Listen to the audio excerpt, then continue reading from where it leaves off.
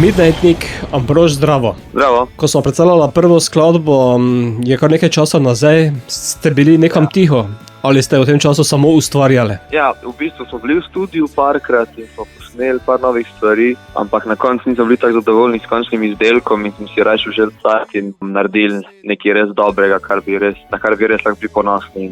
Zato je trajalo malo dlje, ko pa bi v bistvu mogli. Nevidni pa niste postali? Ne, to pa ne. Upamo.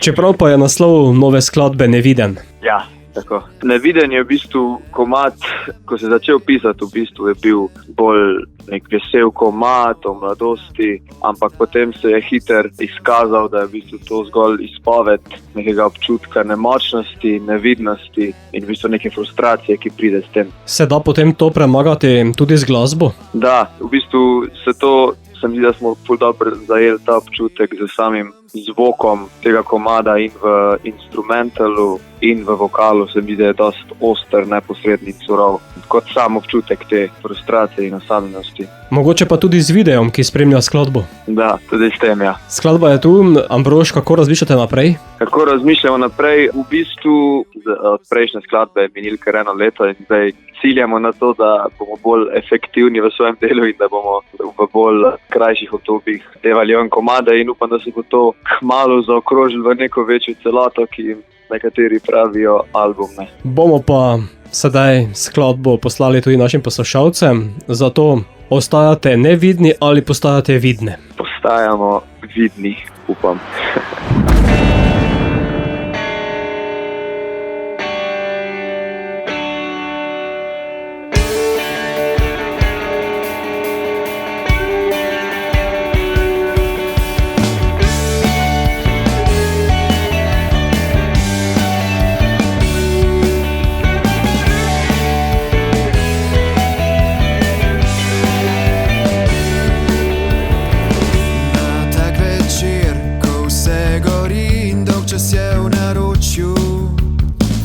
Pozabljeno, v okvirju utopljeno je nemočno, nakazano, neizrečeno.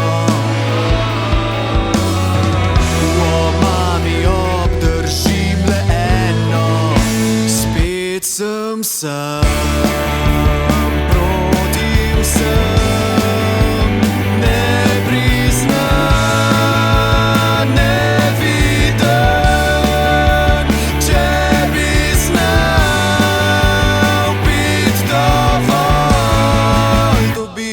Poslednji mol.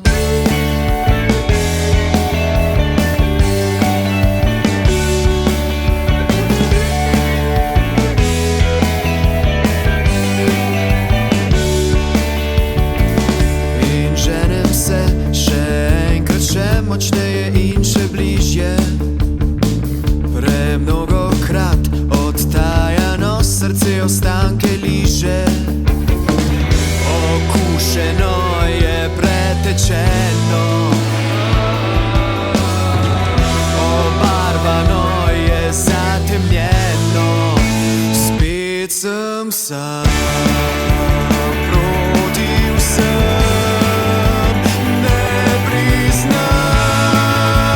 neviden.